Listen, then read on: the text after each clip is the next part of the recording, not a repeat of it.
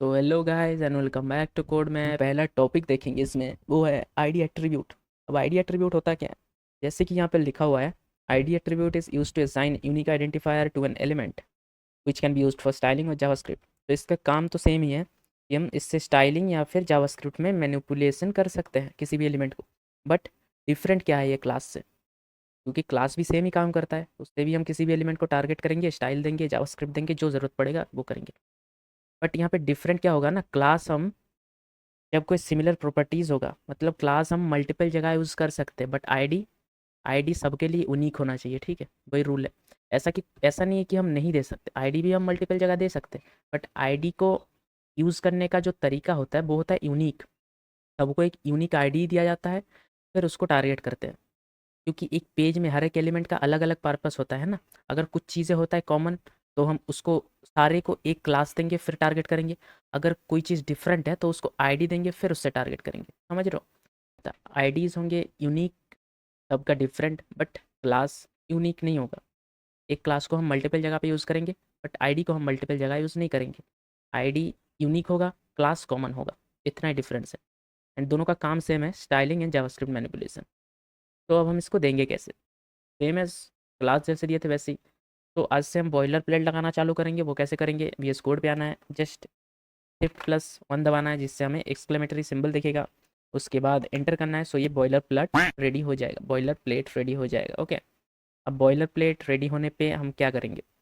तो जैसे कि नॉर्मल करते थे हो गया। अब मैं कुछ एलिमेंट बना लूँगा देखने के लिए, नहीं तो हमें आउटपुट कुछ देखने नहीं मिलेगा। मैं हेडिंग 1 लिखूँगा एंड इस पर लिख दूँगा आईडी एट्रीब्यूट।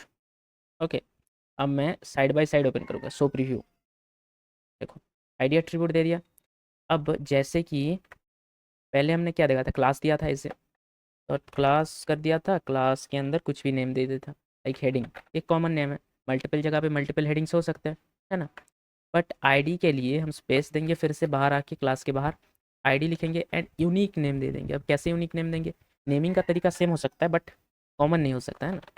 जैसे कि हेडिंग 1, क्लास इसका हेडिंग है, बट हेडिंग 1 है ये। और भी तरीके का नाम है, जैसा जैसा मर्जी वैसा आईडी दे सकते हैं। ऐसे करके हम आईडी असाइन करते हैं किसी भी एलिमेंट को। एंड इसका शॉर्टकट भी आता है, जो कि है पहले एलिमेंट लिखना था। जैसे कि हमने क्लास कैसे देखा था, h1 डॉट, अब मैं जो क्लास नेम दूंगा वही आ जाएगा, जैसे हेडिंग, तो क्लास आ गया। वैसे ही बाहर आने के बाद मैं अगर h1 इस बार हैशटैग दूंगा, फिर दूंगा हेडिंग 2, क्योंकि मैंने बोला था यूनिक पर्पस के लिए हम यूज़ करेंगे, सो हमेशा यूनिक रखेंगे, इसको कॉमन नहीं करेंगे। ओके, किसी से मिलना जुलना नहीं चाहिए। ओके, तो देखो ये हमारे लिए एक हेडिंग 2 नाम से आईडी एकदम सेट करके h1 जनरेट कर दिया। तो ये था शॉर्टकट एंड ये था आईडी असाइन करने का एट्रीब्यूट, आईडी एट्रीब्यूट असाइन करने का तरीका। अब आगे देखते हैं। वैसे इसका पर्पस और ज़्यादा कुछ है नहीं, क्लास हम कॉमनली यूज़ करेंगे, आईडी बस यूनिक आईडी देने के लिए यूज़ करेंगे, इतना ही काम है। बाकी तो सेम ही है, जावास्क्रिप्ट में यूज़ करो, नहीं तो स्टाइलिंग में यूज़ करो। आगे है हमारा आई फ्रेम। अब आई फ्रेम क्या होता है? फ्रेम तो हम लोगों को पता ही होगा ना, जैसे कि हम स्क्रीन देख रहे हैं या फिर हमारे घर में फ़ोटो होगा, उसका एक फ्रेम होता है ना। एंड फ्रेम के अंदर फ़ोटो होता है, या तो कुछ लोग कुछ इंपॉर्टेंट कागज़ कुछ भी रखते हैं ना। वैसे ही हम भी हमारे पेज के अंदर एक फ्रेम इंजेक्ट कर सकते हैं, समझ, मतलब एक फ्रेम दिखा सकते हैं। फ्रेम के अंदर एक्सटर्नल साइट। अब एक्सटर्नल साइट का मतलब कोई भी जो हमारा साइट नहीं है। जैसे कि मुझे मेरे साइट के अंदर ही गूगल दिखाना है, तो मैं कैसे दिखाऊंगा? वो हम दिखाएंगे आई फ्रेम से। आई फ्रेम लिख देंगे। अब अब आई फ्रेम ऐसे जनरेट हो गया। तो अब आई फ्रेम के अंदर दो चीज़ होता है, एक होता है बॉर्डर, ये प्री डिफाइंड हमें मिलता है, सो हम देख लेते हैं। तो पहला तो हम एस आर सी में अब क्या डालेंगे, किसी भी यूआरएल डाल देंगे जो फेच कर पाएगा, मतलब कोई भी दूसरे साइट का। जैसे कि मुझे गूगल दिखाना, तो मैं गूगल का लिंक डाल दूंगा, या फिर बस HTTPS। जैसे कि अगर लोड नहीं हो पाया तो ऐसे दिखाएगा google.com। जैसे कि आई थिंक ये फेच कर लेना चाहिए, बट देख लेते हैं, देख लेता हूँ कुछ होता है कि नहीं। देखो, फिर ब्राउज़र पे आते ही हमें क्या कर रहा है, छोटा सा गूगल का पेज दिखा रहा है, बट इसको हम एडजस्ट कर सकते हैं। बस हमें आई फ्रेम के आगे हाइट एंड विड्थ दे देना है। हाइट दे दूंगा मैं 500, जैसे पिक्सल लेता है, ठीक है। विड्थ भी मैं दे दूंगा 500, ठीक है। मैं जब ब्राउज़र पे जाऊँगा, रिफ्रेश कर लूँगा थोड़ा सा, अब मुझे देखो सही से गूगल दिख रहा है ना, तो आई फ्रेम को हम ऐसे यूज़ कर सकते हैं। इसलिए जब हमें दूसरे साइट का थोड़ा सा विंडो या फिर अगर बड़े से जैसा दिखाना हो किसी भी साइट का, हम बस आई फ्रेम एलिमेंट लगाएंगे एंड उसका हाइट विड्थ एडजस्ट करेंगे अपने हिसाब से। देन एस आर सी जो होता है, जो एक्चुअली बताता है कहाँ से फेच करना है या फिर कौन सा पेज फेच करना है, एस आर सी एट्रीब्यूट बताता है, वो हमें सही से लगाना है। एंड बॉर्डर अगर चाहिए तो बॉर्डर लगाओ, वरना इसको ज़ीरो रहने दो, तो ये ऐसे ज़ीरो दिखेगा विदाउट बॉर्डर। और जो चीज़ हम देखेंगे अब वो है फाइल पाथ। और फाइल पाथ नाम से ही थोड़ा बहुत गेस कर पा रहे होंगे कि क्या हो सकता है। File paths are used to link to external files such as images और स्टाइल शीट्स। अब हम जब स्टाइलिंग यूज़ करेंगे, पहले तो हमने बस इनलाइन देखा था ना कि एलिमेंट के अंदर ही स्टाइल यूज़ कर लिया, बट वो एज ए प्रैक्टिस या फिर नॉलेज पर्पस के लिए सही है, बट हमें ऐसा नहीं करना है। हम हमेशा अलग से बनाएंगे स्टाइल शीट, या फिर जावास्क्रिप्ट भी जो लिखेंगे वो अलग जगह पे अलग फाइल बना के लिखेंगे एंड उसको लिंक कर देंगे। अब लिंक करने के लिए हमें उसका पाथ देना पड़ेगा। जैसे कि अगर मैं एज एग्जाम्पल इमेज बना लेता हूँ, ठीक है, इसी बहाने हमारा इमेज भी देखना हो जाएगा। तो मैं पहले इमेज टैग बना लेता हूँ, इमेज। अब एक चीज़ नोटिस करना, इमेज जो टैग है इसका कोई क्लोजिंग टैग नहीं है, क्योंकि ये सेल्फ क्लोजिंग टैग है। वैसे अगर इसको ऐसे लिखा जाए तब जाके समझ में आएगा। देखो, इमेज टैग एक्चुअली ऐसा होता है, अपने आप में ही क्लोज हो जाता है, मतलब ओपनिंग टैग ही क्लोजिंग टैग का काम करता है। ये हो गया इमेज टैग। अब इस पर दो चीज़ होता है, एक होता है एस आर सी, ये सेम है। देखो यहाँ पे जैसे हमने एक्सटर्नल लिंक दिया गूगल का, यहाँ पे हमें इमेज का लिंक देना है या फिर पाथ देना है। एंड ऑल्ट ये क्या करेगा, अगर बाई चांस ये पाथ गलत हुआ या फिर पाथ से इमेज ये प्रोसेस या फिर लोड नहीं कर पाया, तब ऑल्ट पे जो हम टेक्स्ट देंगे वो दिखेगा। चलो देख लेते हैं, ऑल्ट पे लिख देता हूँ मैं नॉट फाउंड, ठीक है। देखो क्या दिख रहा है, इमेज पे कुछ है ही नहीं है ना, सो इसे इमेज कुछ मिल नहीं रहा। तो ये मुझे ये वाला एरर ब्रोकन इमेज वाला ये आइकन दिखा रहा है, और उसके साथ जो मैंने टेक्स्ट लिखा नॉट फाउंड वो दिखा रहा है। ऑल्ट का इतना ही काम है, लोड नहीं हुआ तब दिखेगा।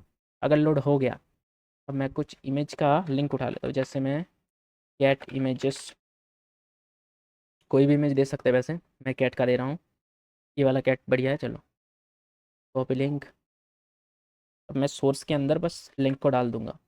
तो ये तो एक तरीका हुआ, बट इमेज क्यों नहीं है यार, रिफ्रेश कर दूँ क्या एक बार, इमेज लोड नहीं हो रहा, चेक कर लेते क्यों नहीं हो रहा। तो मैं बस इमेज पे क्लिक करूँगा, फिर से कॉपी इमेज लिंक, अब हो जाना चाहिए। चलो अब मैं इमेज लिंक को एस आर सी के अंदर पेस्ट कर दूँगा, अब हो जा भाई। ओके, तो ये हो तो गया, बट बहुत बड़ा एंड डिस्टॉर्टेड वाला सीन हो गया है ना। इसका कोई टेंशन नहीं है, बट इमेज हमारा आ गया है ना। तो ऐसे करके हम इसका पाथ दे सकते, ये तो एक तरीका हुआ। दूसरा क्या हुआ, दूसरे के लिए हमें इमेज को लोकली राइट क्लिक करके यहाँ से कॉपी इमेज भी कर सकता हूँ। कॉपी इमेज कर लिया एंड जो इस फोल्डर यहाँ पे क्लिक कर रहा हूँ, देखो यहाँ पे क्लिक मारा एम्प्टी जगह पे एंड पेस्ट कर दूँगा, पेस्ट, इमेज आ गया। तो ये अब लोकली है। अब मुझे लिंक की जगह पे उसका पाथ देना पड़ेगा। अब पाथ मैं कैसे डालूंगा, सिंपल है, बस dot forward slash image dot P N G कर देना है, ये एक तरीका हुआ। या फिर डॉट फॉरवर्ड स्लैश मत देके direct image dot P N जी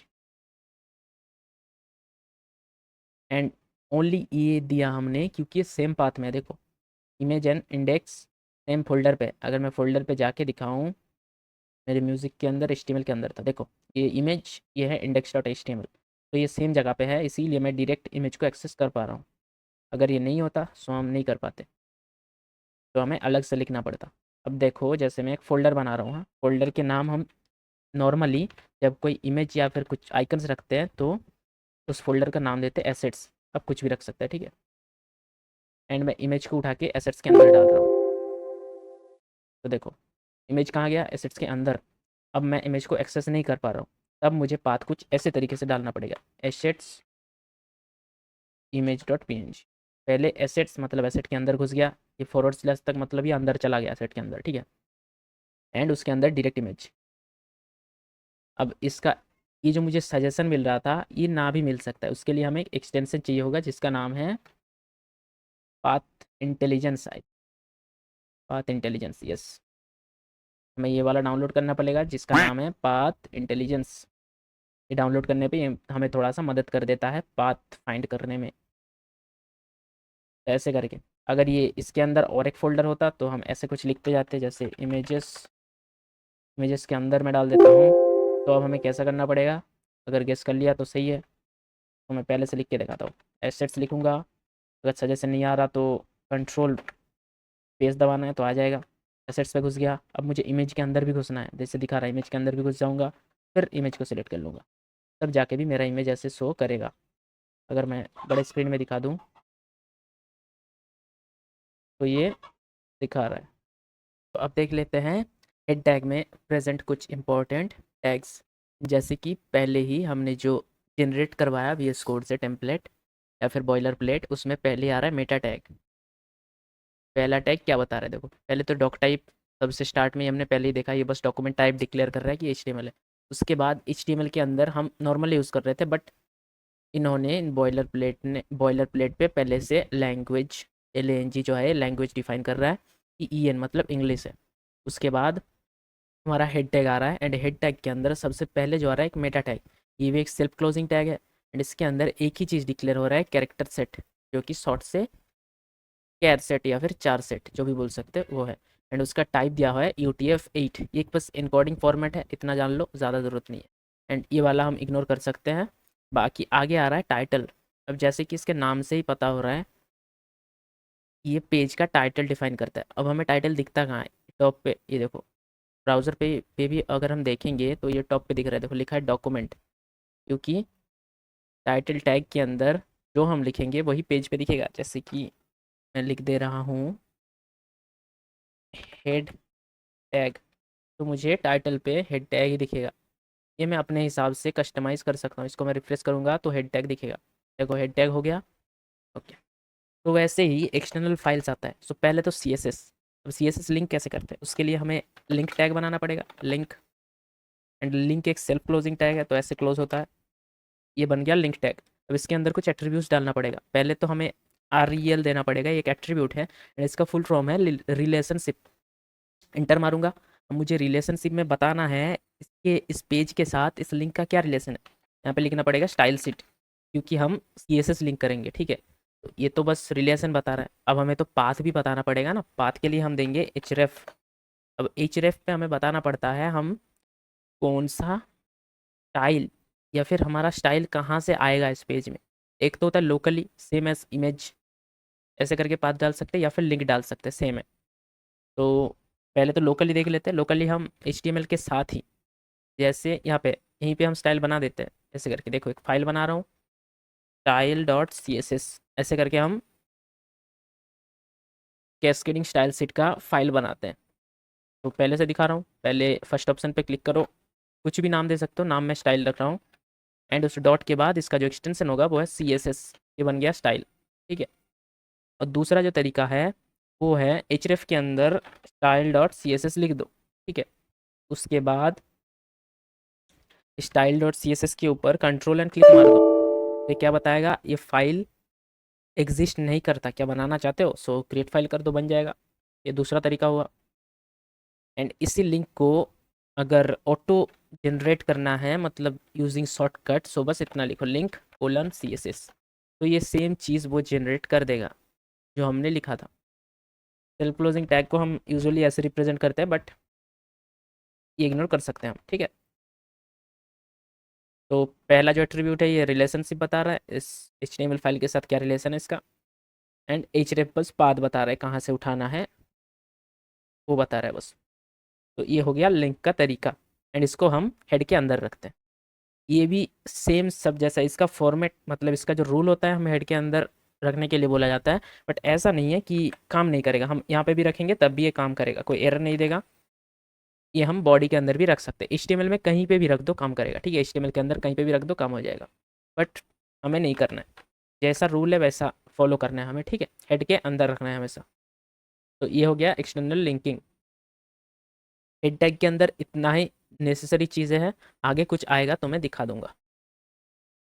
तो आई गेस इस वीडियो के लिए इतना ही, मिलते हैं अगले वीडियो में।